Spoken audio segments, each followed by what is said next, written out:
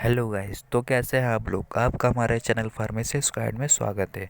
दोस्तों, आज हम लोग पढ़ेंगे टी फार्म फर्स्ट ईयर का जो 2022 में प्रीवियस ईयर क्वेश्चन पेपर है उसका एचएपी का क्वेश्चन नंबर 5 को सॉल्व करेंगे। उसका आंसर देखेंगे हिंदी और इंग्लिश दोनों में। दोस्तों, पिछली वीडियो में हम लोग क्वेश्चन 1 और क्वेश्चन 2, क्वेश्चन 3, क्वेश्चन 4 को देख चुके हैं। ये पार्ट ए हम लोग पहले सॉल्व कर रहे हैं, ठीक है। तो क्वेश्चन नंबर 1 क्या था, draw neat and label diagram of cell, describe the structure and function of mitochondria. पिछली वीडियो में इसका आंसर हम लोग देख चुके हैं हिंदी और इंग्लिश दोनों में। अगला क्वेश्चन है, describe the composition and function of blood. इसको भी देख चुके हैं। Draw neat and label diagram of LS of heart, describe the structure and function of heart. इसका भी आंसर हम लोग दे चुके हैं, ठीक है। क्वेश्चन नंबर 4 था, what are endocrine glands, describe the various secretion of pituitary gland. इसका भी आंसर हिंदी और इंग्लिश दोनों में देख चुके हैं। आज हम लोग को क्या पढ़ना है, draw neat and label diagram of urinary system. Urinary system का डायग्राम बनाना है और उसकी लेबलिंग भी करनी है। और इसी के अंदर हमारा नेक्स्ट क्वेश्चन है। नेक्स्ट क्वेश्चन क्या है, discuss the physiology of urine formation, ठीक है। जो यूरिन फॉर्मेशन जो होती है उसकी फिजियोलॉजी को डिस्कस करना है। दोस्तों, हम आपको बता दें, जो यूरिनरी सिस्टम का डायग्राम बनाएंगे उसमें हम लोग को 2 मार्क्स मिलेंगे, और जो फिजियोलॉजी ऑफ यूरिन फॉर्मेशन लिखेंगे उसमें हम लोग को 3 मार्क्स मिलेंगे। टोटल ये 5 मार्क्स का क्वेश्चन है, ठीक है। ये लॉन्ग क्वेश्चन 5 मार्क्स का होता है। तो देख लेते हैं, पहले इसका डायग्राम देख लेते हैं। यूरिनरी सिस्टम का डायग्राम किस तरह से हम लोग को बनाना है। ये रहा डायग्राम, ठीक है। इसी तरह से हम लोग को डायग्राम बनाना है। तो इसमें ये 2 किडनी हो गई, ठीक है। ये 2 किडनी हो गई, ये 2 किडनी बना लेंगे पहले। उसके बाद हम लोग को क्या बनाना होगा इसमें, ये जो आपको ये दिख रहा है आर्टरी और वेन, ठीक है। ये आर्टरी है जो ब्लू कलर की दिख रही है। इस आर्टरी को हम लोग बोलते हैं इंफीरियर वेना केवा बोलते हैं, ठीक है। और ये जो रेड कलर की आप लोग को दिख रही है, इसका कलर चेंज कर देते हैं हम। ये जो रेड कलर की ये दिख रही है, ठीक है, ये क्या है, ये वेन है, ठीक है। इस वेन को क्या बोलते हैं, डोर्सल एरोटा बोलते हैं, ठीक है दोस्तों। तो ये 2 पहले हम लोग आर्टरी, पहले किडनी बनाएंगे, उसके बाद ये आर्टरी और वेन बना लेंगे, ठीक है। उसके बाद हम लोग को क्या बनाना होगा, उसके बाद हम लोग को बनाना होगा ये जो यूरेटर दिख रहा है, ये यूरेटर बना लेंगे, ठीक है। इसको यूरिनरी ब्लेडर में पास कर देंगे। यूरेटर बनाने के बाद हम लोग को क्या बनाना होगा, ये यूरिनरी ब्लेडर बना लेंगे, ठीक है। ये यूरिनरी इस तरह से ब्लेडर बना लिया। ये यूरिनरी ब्लेडर हो गए। ये नीचे जो पॉइंट दिख रहा है ये क्या है, ये यूरिथ्रा है, ठीक है। उसके बाद अगर आप लोग बनाना चाहें तो बना लीजिएगा। ये जो ये दिख रहा है एड्रेनल ग्लैंड है, इसे बोलते हैं। अगर बनाना चाहें तो बना लीजिएगा, ठीक है, वरना कोई दिक्कत नहीं है। और उसके बाद ये जो आप लोग को ये दिख रहा है, ये एरो गई है, ये रीनल वेन हो गई, ठीक है। ये ब्लू कलर की जो वेन है, ठीक है, जो किडनी के पास होती है उसे बोलते हैं रीनल वेन, ठीक है। ये जो रेड कलर की किडनी के पास आर्टरी है, इसको बोलते हैं रीनल आर्टरी बोलते हैं, ठीक है। उसके बाद इसमें हम लोग को क्या करना होगा, इसमें एक लॉन्गिट्यूडनल सेक्शन बना देना होगा, ठीक है। ये एक किडनी लॉन्गिट्यूडनल सेक्शन बना देंगे इसको, ठीक है। यानी कि उसके अंदर दिखा देंगे कि क्या क्या होता है उसके अंदर, ठीक है। तो ये जो आप लोग को ये पार्ट दिख रहा है ये, ठीक है, ये क्या है, पेल्विस है, ठीक है। थोड़ा जूम करके इसको दिखा दे, ये कलर चेंज कर देते हैं इसका। ये जो पार्ट दिख रहा है, ठीक है, ये क्या है, पेल्विस है। पेल्विस से बोलते हैं PELVIS, पेल्विस, ठीक है। और उसके बाद ये जो ट्रायंगुलर शेप आप लोग को दिख रहा है, ये ट्रायंगुलर शेप के बने हैं, ये क्या है, मेडुला है, ठीक है। ये मेडुला है, ठीक है, ये मेडुला हो गया और ये पेल्विस हो गया, ठीक है। और ये जो बाकी ये फिल है पार्ट है, इसको क्या बोलते हैं, कॉर्टेक्स बोलते हैं। बस इतना दिखा दीजिएगा, इसमें बहुत है इतना, ठीक है। तो उम्मीद करता हूँ ये डायग्राम आप लोग को समझ में आ गया होगा, और उम्मीद करता हूँ ये वीडियो आप लोग को भी बढ़िया लग रही होगी आपको, ठीक है। आपके हेल्पफुल हो तो वीडियो को लाइक करें, और अगर आप चैनल पर नए हैं तो चैनल को सब्सक्राइब भी करें, ठीक है। तो इसका अब ये हमारा डायग्राम हो गया, लेबलिंग हो गई इसकी। अब फिजियोलॉजी ऑफ यूरिन फॉर्मेशन देख लेते हैं। दोस्तों, पहले हम लोग इंग्लिश में देखेंगे, फिर हिंदी में देखेंगे किस तरह से हमें हिंदी में भी लिखना है, ठीक है। इंग्लिश मीडियम वाले इंग्लिश में देखेंगे और हिंदी मीडियम वाले हिंदी में देखेंगे, ठीक है। Physiology of urine formation, urine formation की physiology. There are 3 stages involved in the process of urine formation. दोस्तों, जो यूरिन फॉर्मेशन की फिजियोलॉजी होती है उसके अंदर 3 स्टेजेस इन्वॉल्व होती हैं। वो कौन कौन सी होती हैं? पहली होगी ग्लोमुलर फिल्ट्रेशन, जिसे अल्ट्रा फिल्ट्रेशन भी बोलते हैं, ठीक है। दूसरी होगी सेलेक्टिव रीअब्जॉर्प्शन, इसे ट्यूबुलर रीअब्जॉर्प्शन भी बोलते हैं, ठीक है। थर्ड हमारी होगी ट्यूबुलर सिक्रेशन, ठीक है। तो ये 3 स्टेजेस हो गई ये यूरिन फॉर्मेशन की फिजियोलॉजी की, ठीक है। उसके बाद ये ग्लोमुलर फिल्ट्रेशन है, इसके अंदर हम लोग को किस तरह से लिखना है, चलिए पहले हिंदी में देख लेते हैं अब, ठीक है। इसी पेज को हिंदी में देख लेते हैं। मूत्र निर्माण की फिजियोलॉजी, ठीक है, ये हेडिंग हो जाएगी मूत्र निर्माण की फिजियोलॉजी। मूत्र निर्माण की प्रक्रिया में 3 चरण शामिल होते हैं। वे हैं ग्लोमुलर निष्पादन, ठीक है, अति निष्पादन। सेकंड है ट्यूबुलर पुनर्अवशोषण और थर्ड है ट्यूबुलर स्राव, ठीक है दोस्तों। अब फर्स्ट पॉइंट को देख लेते हैं कि किस तरह से हम लोग को लिखना है।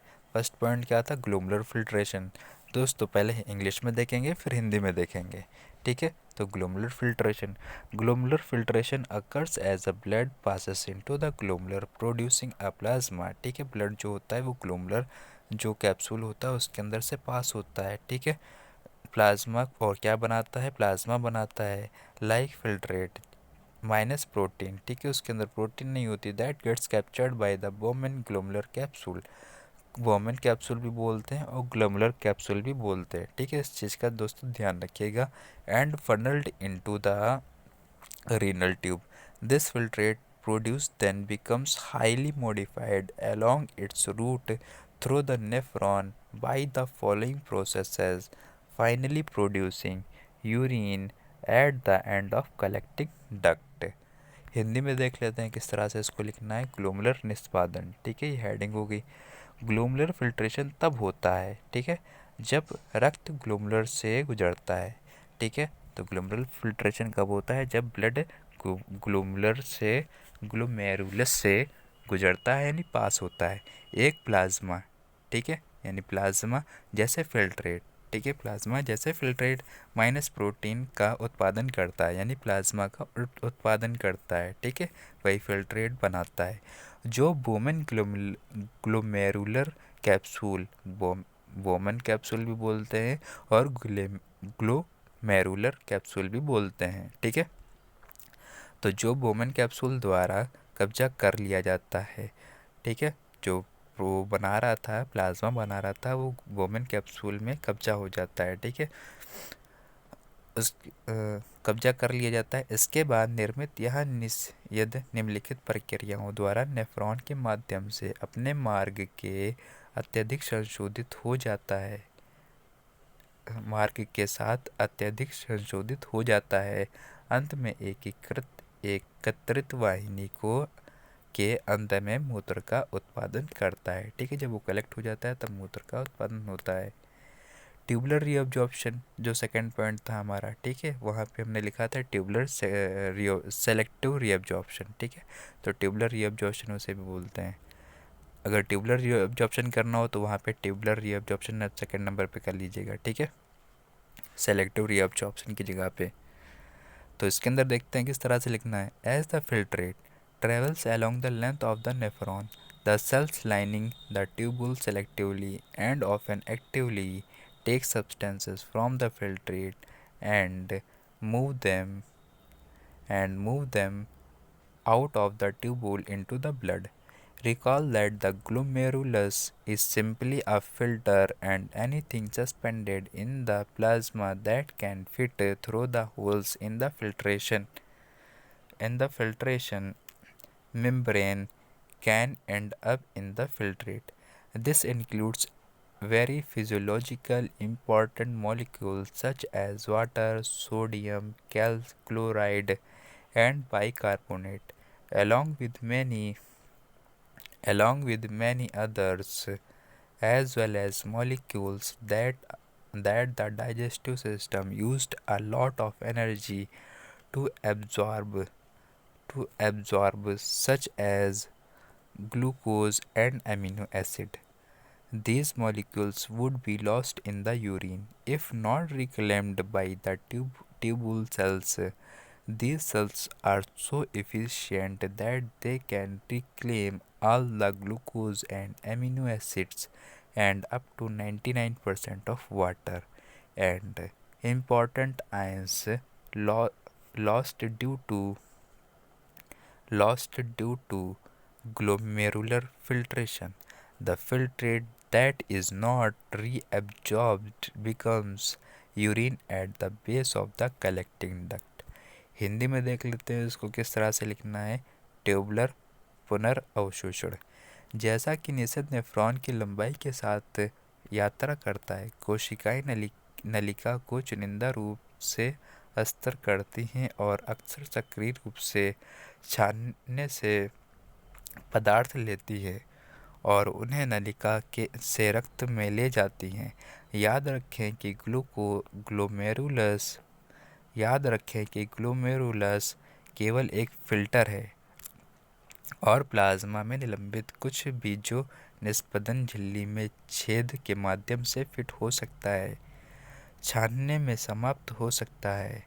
इसमें पानी, सोडियम क्लोराइड और बाइकार्बोनेट कई अन्य लोगों के साथ जैसे बहुत ही शारीरिक रूप से महत्वपूर्ण अणु शामिल हैं। साथ ही ऐसे अणु जिन्हें पाचन तंत्र में अवशोषित करने के लिए बहुत अधिक ऊर्जा का उपयोग किया है, जैसे कि ग्लूकोज और एमिनो एसिड। ठीक है। यदि नलिका कोशिकाओं द्वारा पुनः प्राप्त नहीं किया जाता है तो ये अणु मूत्र में जो जाएंगे। ये कोशिकाएं इतनी कुशल हैं कि वे सभी ग्लूकोज और एमिनो एसिड को पुनः प्राप्त कर सकती हैं और 99% पानी और महत्वपूर्ण आयनों को ग्लोमेरुलर निस्पंदन के कारण खो दिया है। छानना जो पुनः अवशोषित नहीं होता है, एकत्रित वाहिनी के आधार पर मूत्र बन जाता है। ठीक है। थर्ड पॉइंट को देख लेते हैं, ट्यूबुलर सेक्रेशन।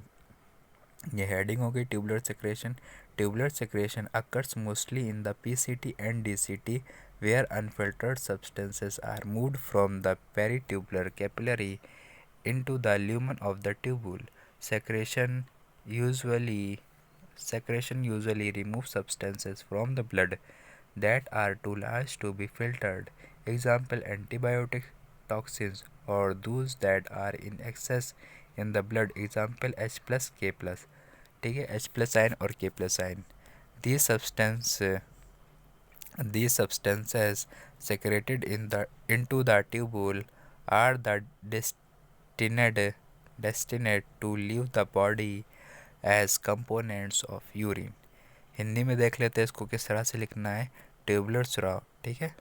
ट्यूबुलर स्राव ज़्यादातर PCT और DCT में होता है, जहां अनफिल्टर्ड पदार्थ पेरिट्यूबुलर कोशिका से नलिका के लूमेन में चले जाते हैं। स्राव आमतौर पर रक्त से उन पदार्थों को हटा देता है जो फिल्टर किए जाने के लिए बहुत बड़े होते हैं। उदाहरण जैसे एंटीबायोटिक्स, विषाक्त पदार्थ या जो रक्त में अधिक मात्रा में होते हैं।